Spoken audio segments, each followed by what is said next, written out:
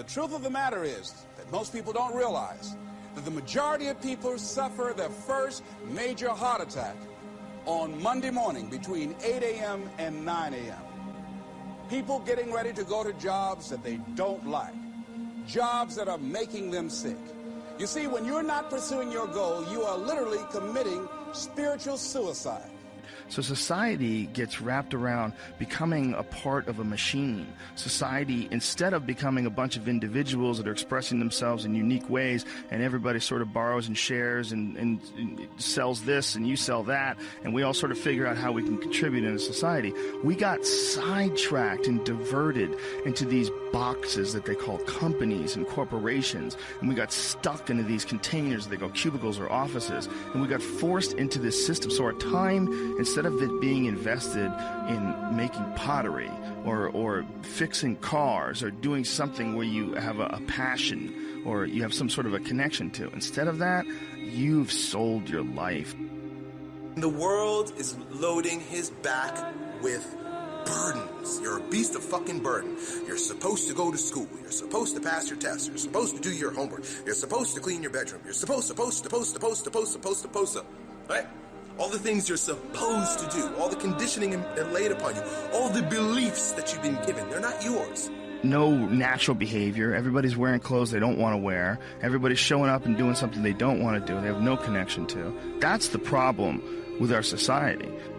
We're good little boys and girls who have been walking on the line, hand in hand, following step by step all the rules in the book ever since our parents and teachers have been conditioning us to do what we're told. No society wants you to become wise. It is against the investment of all societies. If people are wise, they cannot be exploited. If they are intelligent, they cannot be subjugated. They cannot be forced in a mechanical life. That you work 8 to whatever the hours a day plus commuting, and then you're like this. And that's your life. That's your real fucking life. To step outside the bounds of the mental slavery that you're holding on to that was imposed on you by your parents, the teachers, society, and all of the institutions at large. They want to keep you mediocre, bland, vanilla, a square person in a square hole. I will not fall into despair. Dedication, hard work. I said to myself, I will never go back to this again. I will never be treated like that again. I will never go through what I went through again. And that pain pushed me to write a bestseller.